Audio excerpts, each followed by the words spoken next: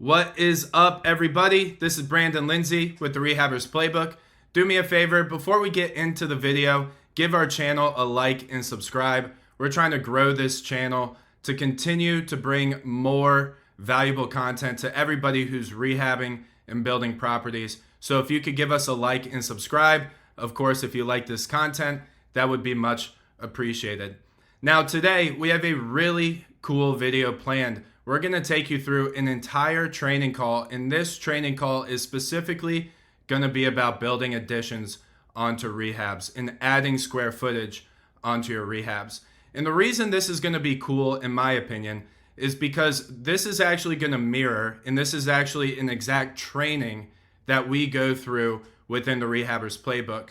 We do training calls every single week. This week we did adding square footage, but we do training calls on a bunch of different topics for rehabbers, things like budgeting, things like construction costs, creating your scope of work, building new construction, hiring contractors, everything. We go through all the topics that you need as a rehabber and as a builder in our Rehabbers Playbook group. Now, today you're going to get this training for free, but again, this is going to mirror exactly what we go through on a weekly basis. All right, so today we're talking about adding square footage. And everything you see on this screen is what we're going to talk about. We're going to go over the different types of additions so you can categorize them properly and understand the differences. We're going to talk about costs and timeline, right? Two of the most common questions I get when it comes to additions is how much does it cost? How long will it take?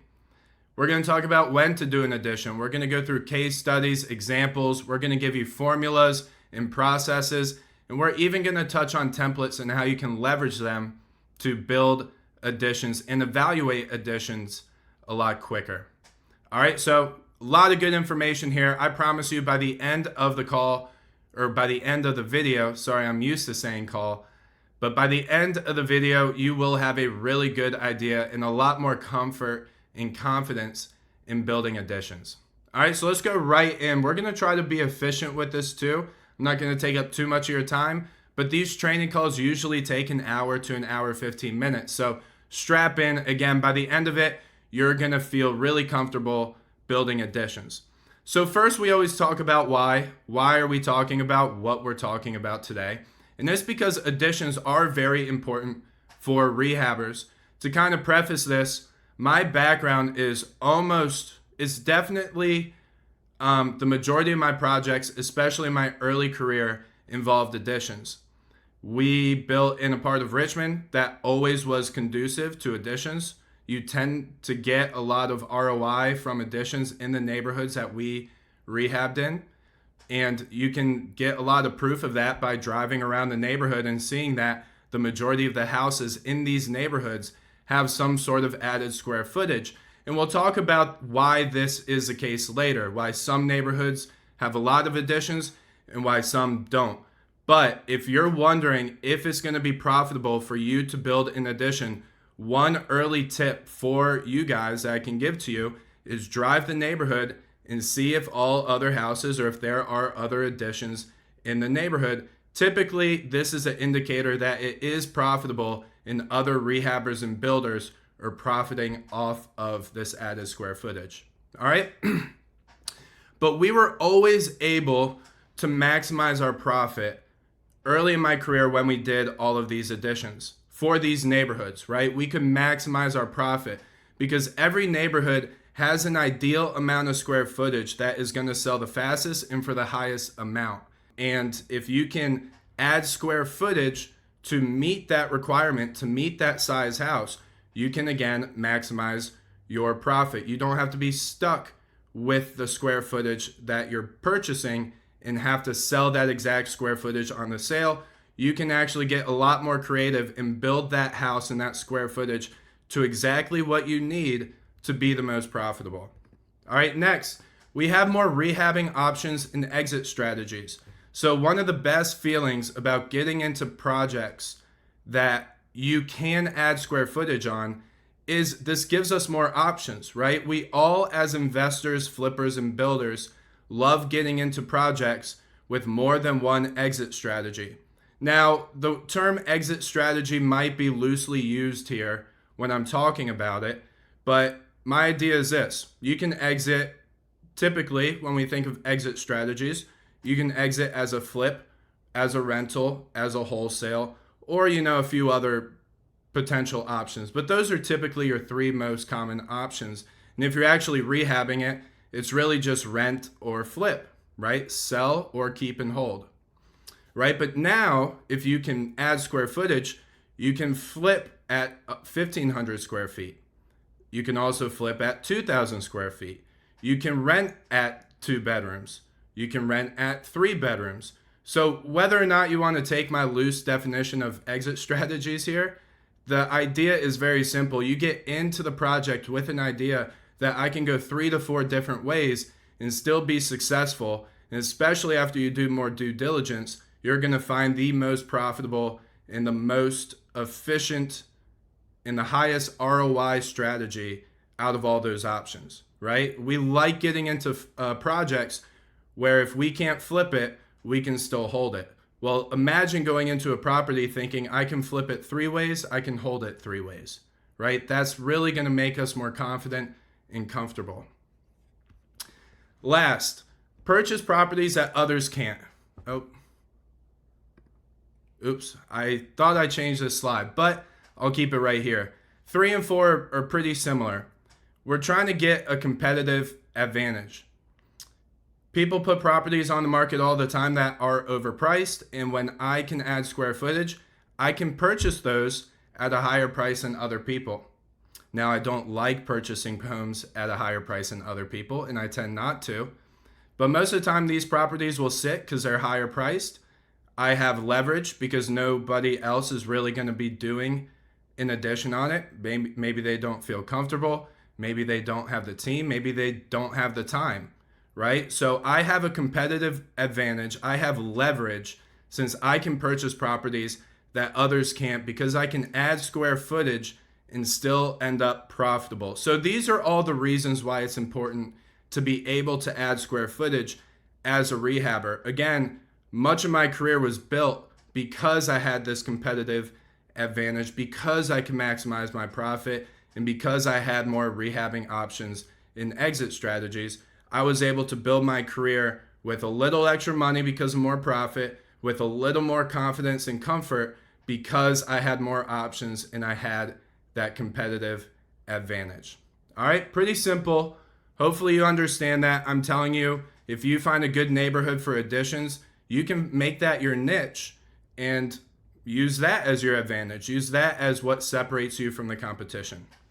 All right, let's really get into additions here. Let's talk about the different types of additions. And this is something I can roll through pretty quickly. We have ground up additions. This is exactly what it sounds like. You're going to start from new footing foundation all the way up to a roof and everything in between. Okay, so you're really just adding a whole new section onto the property. You can finish attic spaces, right? You can finish basement spaces. Both of these, if they're unfinished, you can go in, finish them, add that as livable square footage.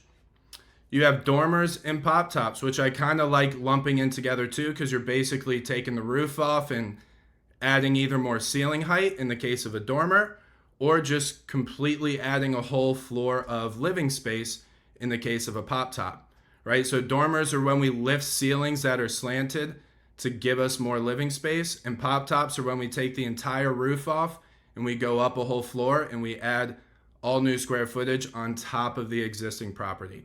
Okay, pretty simple. We should all have a good idea of the different types of additions, right?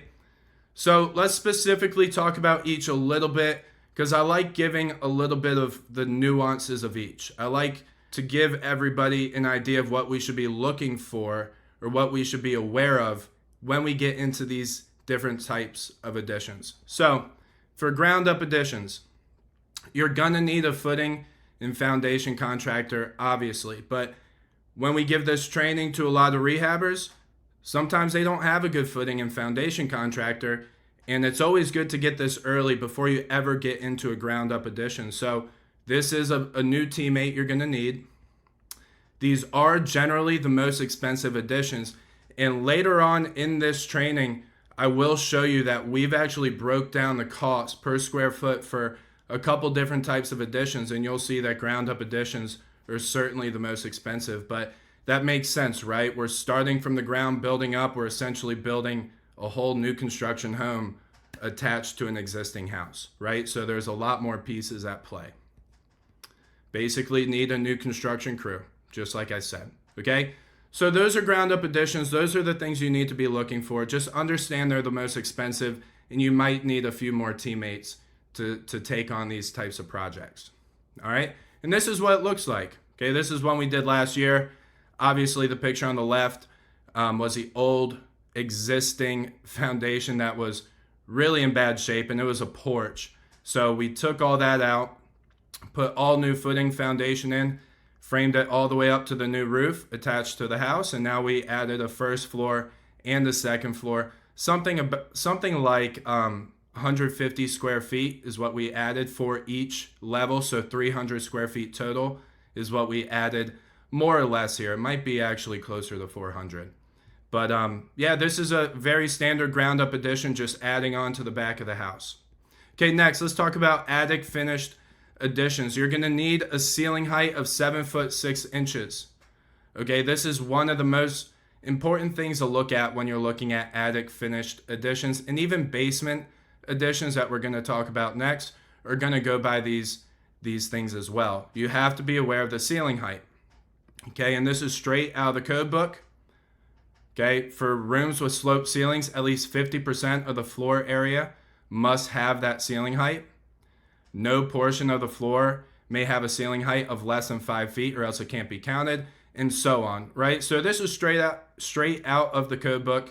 You can take a look, write it down, make sure that you're always keeping all of this in mind when you're finishing attics. Now, this is a very important part. The ceiling height clearance is also needed at the stairs. So this is very commonly the biggest thing that stops us from building attic additions is because of stair height. And honestly, most of the time, attics are just simply not finished because they don't have the height at the stairs. Therefore, they can't count that attic as livable square footage. So you have to be aware of this. This is something you have to pay attention to. The 7 foot 6 inches is off of the stairs, and it's off of the nose of the tread. As if you drew a line down the treads, that's where your ceiling height is going to be needed. Okay, so if you have any questions about that, feel free to reach out, make a comment in the chat. We can help you out. But these are the basic things. Just know that when you're building an attic addition, you have to be most aware of the ceiling height, and it's got to be at the stairs as well. Okay, and here's an example. This is one we finished last year as well. There, the stairs, what you'll see is we have the ceiling height at the stairs, but this is because we built a dormer right there with that window for the stairs. Okay, so in order for us to finish this square footage, we had to actually build a dormer just to get the ceiling height at the stairs. So this is an example of how you can overcome that stair height problem without having to move the stairs, which is also a very expensive thing to do, and it messes with your floor plan. It's probably a lot easier to build a dormer than to move the stairs. Actually, I would say it definitely is. So this is a good example for you guys of how we were able to combat that with the stairs and what we were looking for when we were making this plan. Okay, next, basement finished additions. You have to, well, let's go with this first. This is the absolute most important thing. And this is why I don't do basement additions. This is why in our area, you won't see a lot of basement additions. Again, that's a really good tip. That's a really good thing to focus on or think about when you're wondering if you should build an addition in your basement, is look around the neighborhood, see if other people have done it, because if they have, maybe it's profitable. If they don't, there might be an issue. And most commonly, this is the issue. If the basement is below grade, which is pretty much every basement, if any of it is below grade, it will count for approximately 50% of the square footage. You have to consult with an appraiser, ideally, or a realtor when you're finishing a basement to see how much of that square footage can be included. Is it 50%? Is it 75%? Is it less than 50%? You have to figure that out because that's going to be in your calculations. Imagine finishing 1,000 square feet and only being able to count 500 of it. That's kind of the issue that you run into here. So you have to be aware of this. This is not, what you see on the screen here is not the specific code. There is no specific code.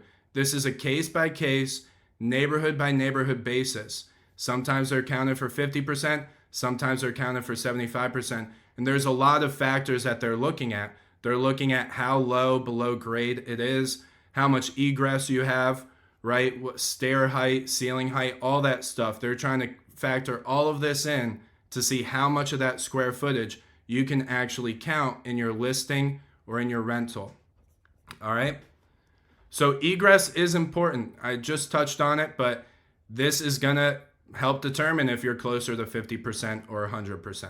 If you have egress, you have good sized windows, you have a good door out to the outside, that's all good stuff, okay? If you don't have many windows, you don't have a door, everything's below grade, you're gonna have more issues with counting all of that square footage.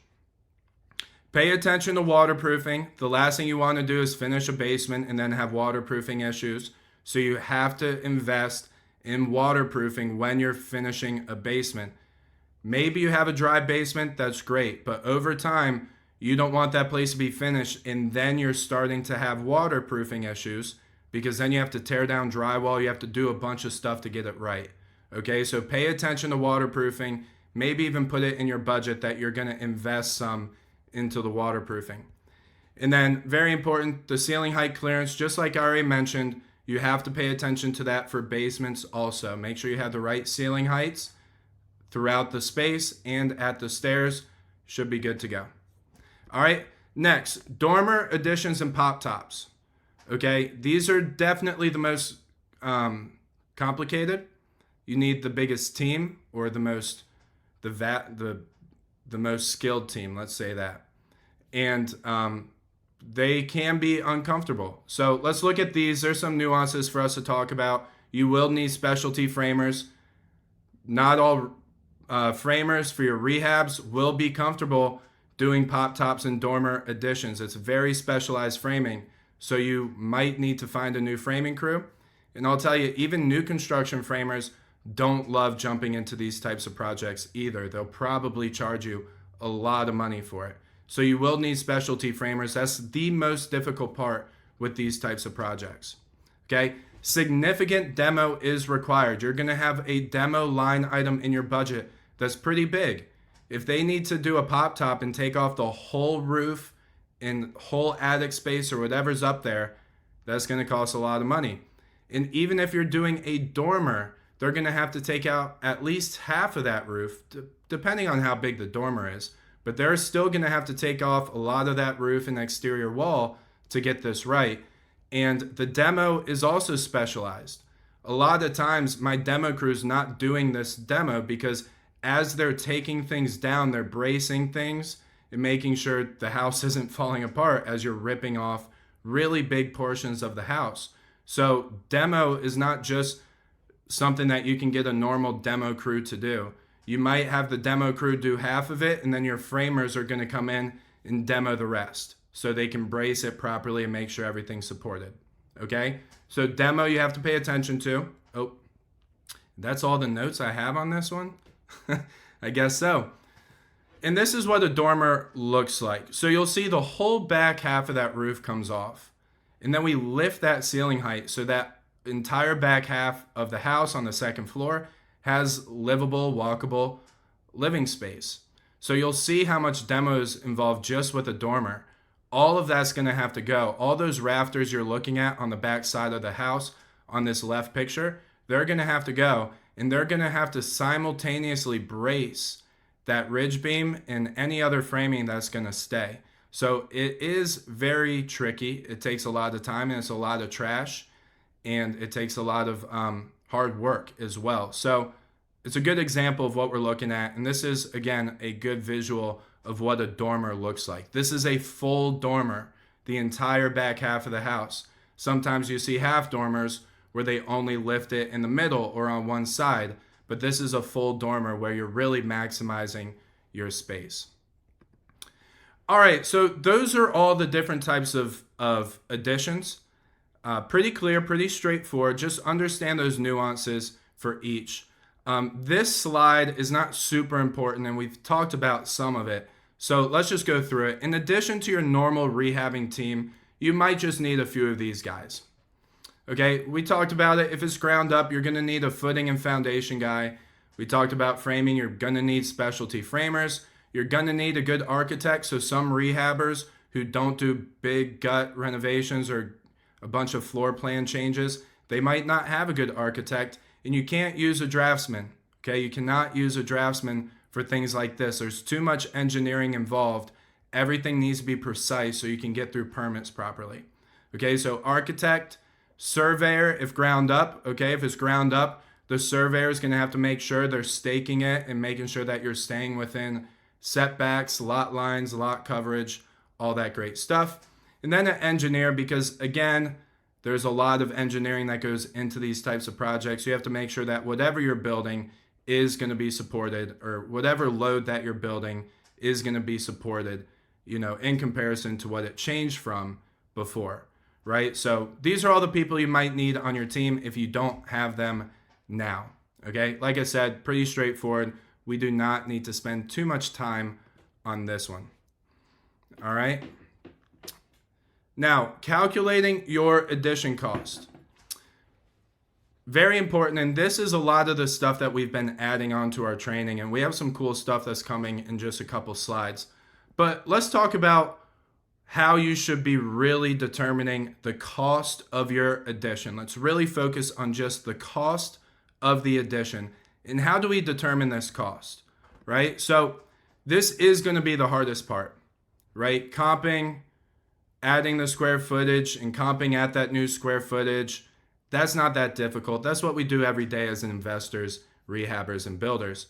But when you're calculating your addition costs, there's really a couple ways to go about it. And I have my way that I recommend, which is, well, I always talk in front of my slides. So you're getting an insight into actually how these training calls go. But I always talk ahead of it. Let's just hit this real quick. It's not just the framing and foundation costs. This is maybe more common sense than you would think, but a lot of people don't really think of it this way. They just think whatever I do to build the foundation and frame the house, maybe dry it in, that's all I need to think about when it comes to the cost of the addition. But you're also going to be thinking about MEPs, insulation, drywall, paint, trim doors, flooring, fixtures, vanities, everything else that's going in that addition. And you'll see that very soon. It's a really cool graph I have for you guys. You'll see the difference between an addition with a bathroom and an addition without a bathroom. Those are very different costs. Okay, so you have to be really factoring all this in, or else you're going to be running very inaccurate budgets. Okay, so you got to remember this. This is not just getting it all to the right structure and then everything else is, you know, part of the original cost. No, when you're calculating your addition costs, you need to be including everything that's going into that addition. All right. So my recommendation for you, the best way for you to calculate your addition costs is to create a budget for the scenario without an addition, create a budget for a scenario with an addition, and then subtract to determine the difference. Now, a lot of people like using this other way, which is you just itemize all the additional work and then you add that up and that's going to be your addition costs. I have a couple problems with this. It actually ends up being less accurate a lot of the times because you don't really factor in economies of scale. It's really easy to miss line items when you're just itemizing it off the top of your head. These things don't shake out to be the same numbers typically when you just itemize them itself. Everything's related in that house. The plumber doing the rough-in in the original part of the house, their price is going to now be affected by adding that extra bathroom if it's in the addition, right? Whether that's the economies of scale that's going to bring his price per unit down and that extra cost for him to do that extra work, right? I guess my point is getting pretty clear with the fact that I'm throwing out all these different scenarios. it tends to be less accurate. Now, people would argue, or people could potentially say that this is going to take more time for you to run 2 whole budgets. My argument is this. Number one, you're going to have to take one of those budgets anyway into the project, right? Whether you go with the full gut or whether you go with the full gut with the addition, you're going to have to take those take those budgets into the project anyway. So you're really only making one extra budget, and that one extra budget is not very dissimilar, is not very different, than the other, right? They're going to be very similar, just with some differences in the cost and with the items. So you're going to be having to use one of these budgets anyway. So you're really not doing that much extra work. And here's my other tip. Use templates. Okay? You have to leverage these templates, or leverage templates to allow you to do this quicker, more efficiently, more accurately. So we have a template for our budget for a full gut renovation and for a full gut renovation with an addition. Okay, now we just pull up those templates, we fill those out. It takes us 10 to 15 minutes to fill each out, and then we can subtract from the two and find out what that addition costs. How much more money are we going to be spending on the addition project versus the regular project? So I'm not going to discourage you to itemize it yourself to determine the addition costs. I just think it's going to be less accurate, and I also don't think it's going to take you that much more time, if it's going to take you much more time at all, right? You're going to be more comfortable and confident with it as well. So that's how I recommend you do your addition costs. But again, I will not completely dissuade you from just itemizing it. So the first thing we have to do is get that addition cost. This is the hardest part, and this is my recommendation for you. All right, we moved through that one. This is the fun stuff, okay? This is what we've added recently. And what I did was I ran budgets for a handful of different types of additions, okay? We have ground up additions, what you'll see here. We have ground up additions with a bathroom in the addition. That's what you'll see on the left. You'll see ground up additions on the right without a bathroom, okay? And then we have all the different costs per square foot of addition, right? So you will notice a couple things. One thing you'll notice is as you get lower on the square footage of the addition, you're going to get higher in the cost per square foot. And the reason for this is because there's a lot of items in addition that are stable, that are not going to change, right? And a lot of stuff that has an absolute minimum to it, that you'll never go under that minimum. So as you go up in square footage of addition, your cost per square foot will go down. That's why I highly, highly recommend against building additions that are less than 200 square feet, because you almost never get the ROI unless you really need a bedroom, or unless there's any other circumstance that you really need it. But in terms of dollar per dollar, you will not be getting the ROI when you're building additions that are less than 200 square feet. Okay, that's one thing you'll notice. The other thing you'll notice, because our next slide we're going to go into attic and basement additions, is that these are by far the most expensive types of additions when you're going ground up. Okay, you will notice a big difference between the two. And then lastly, of course, you'll notice a difference between additions with a bathroom and without a bathroom. These prices vary a lot as well. So you have to really include these. This is why when people ask, how much am I going to build my addition for? I have to ask a bunch of questions before I answer. Do you have plumbing? Are you doing a bathroom? How big's the bathroom? Are you doing tile? Right? Everything starts adding up when you add a bathroom or when you add extra stuff in your addition. So you have to pay attention to what's actually going in the addition as well. Okay, so you see these numbers, right? Somewhere between $144 and really $200 per square foot is what you're going to be building a ground up addition with a bathroom, and somewhere between $124 per square foot and $160 per square foot is what you're going to be building ground up additions without a bathroom. Notice I did keep out the 100 square foot additions from what I just said, because again, please don't build 100 square foot additions. You're not getting your money back for the most part, and you're spending a lot of time to do it. Okay, let's look at basement and attic additions. You'll notice these are a lot cheaper. With a bathroom, you're somewhere between $112 per square foot of addition with a 500 square foot addition, all the way down to 100 or all the way up to $155 per square foot for a 200 square foot addition. Okay, so that's a basement or an attic addition with a bathroom. And without a bathroom, you go all the way down to $48 per square foot for your largest additions, maybe up to $75 per square foot with your smallest additions. So you'll see that adding square footage to attics and basements are relatively cheap, and you tend to get your ROI. Just remember, basements, you might not count all the square footage, so that's a problem. In attics, you have problems with ceiling height and stair height, so that's what keeps a lot of people away from it.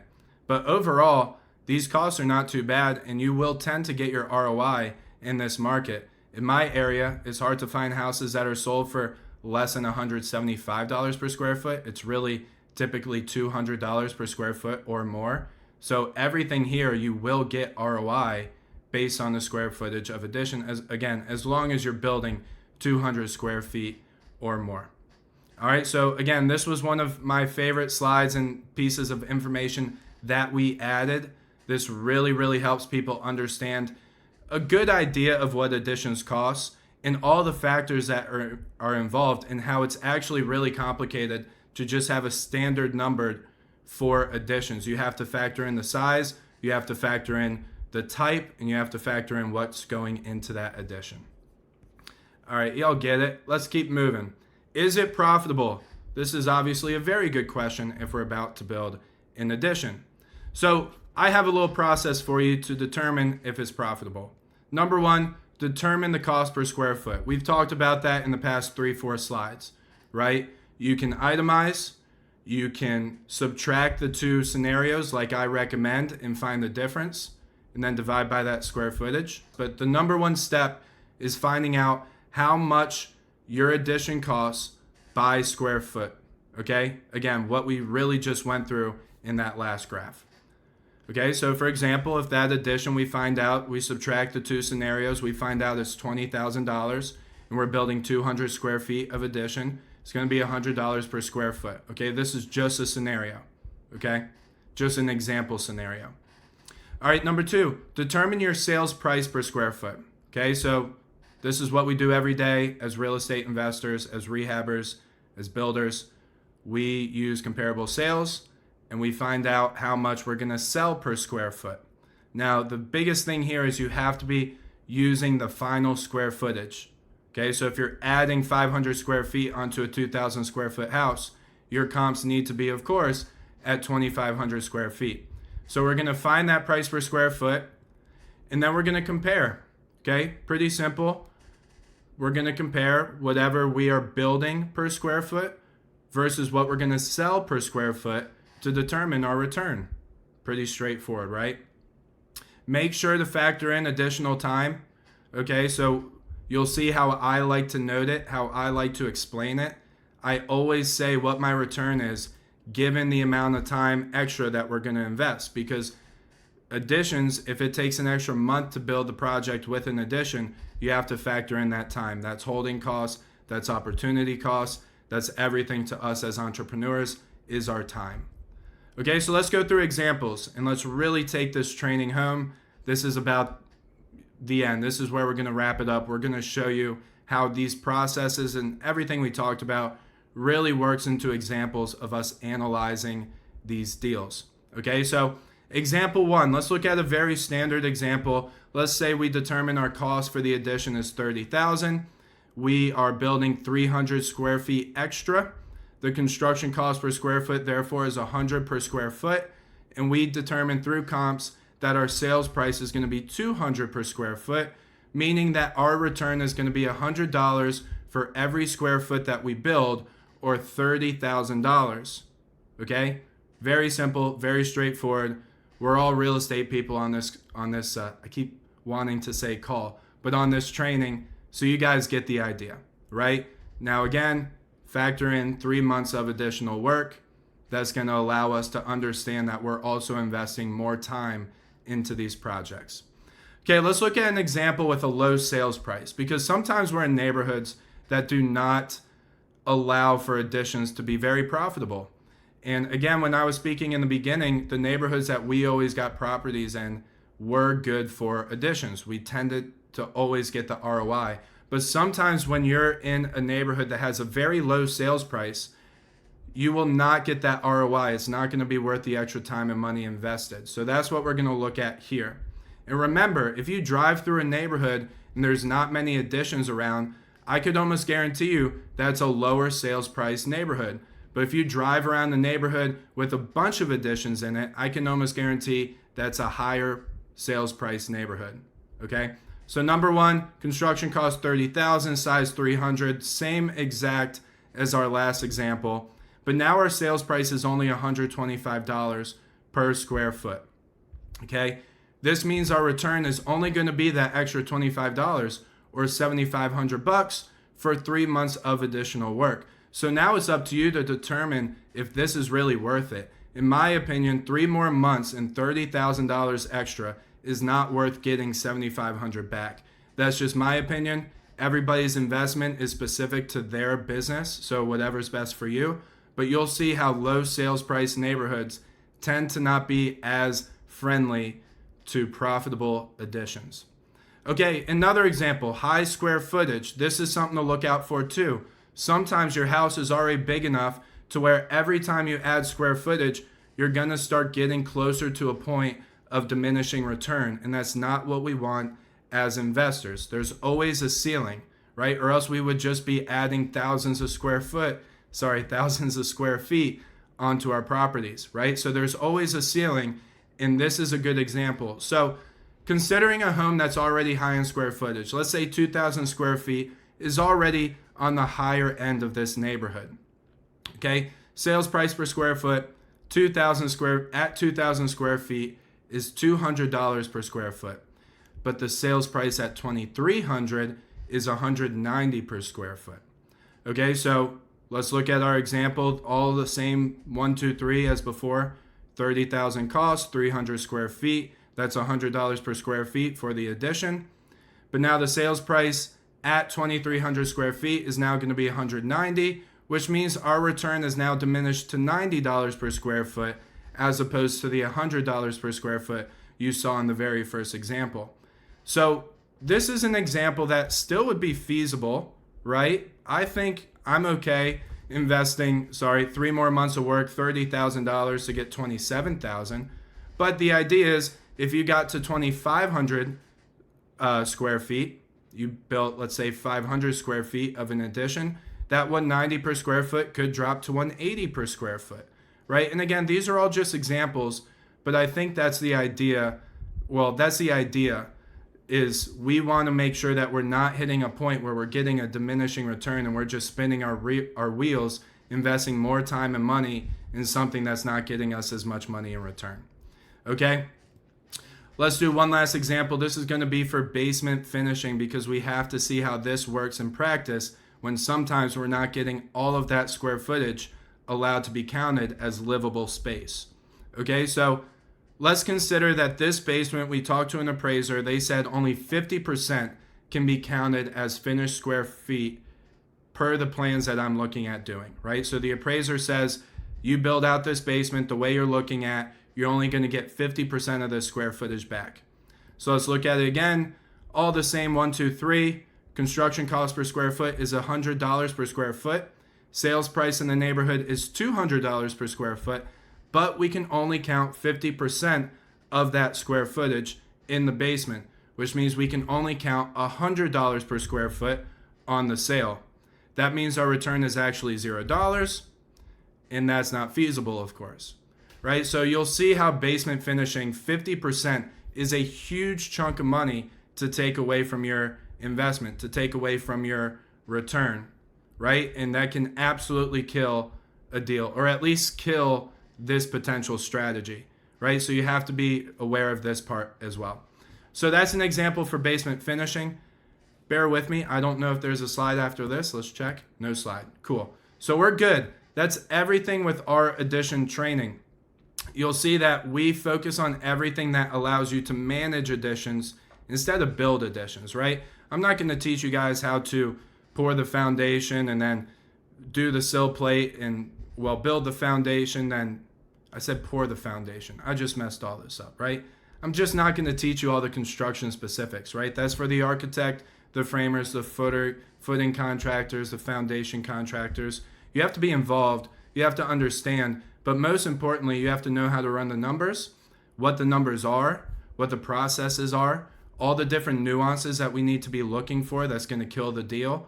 Those are the things that we as managers, we as real estate investors, rehabbers, builders, that's what we need to focus on, and that's what all this training is about. So I hope this helps. Again, this is really just the exact training we go through with the playbook, so you guys get this for free. If you have any questions, feel free to reach out. I'd love to help out as much as I can. I love additions. I think it's a great strategy. And if you're really looking to maximize profit and opportunity, this is going to be a good method for you guys to look at. All right, I hope it helps. Make sure to subscribe, like the channel, or like the video, subscribe to the channel. I'm just messing up everything at the end here, so I'll sign off. Thanks, everybody. Let me know if you have questions. Keep building.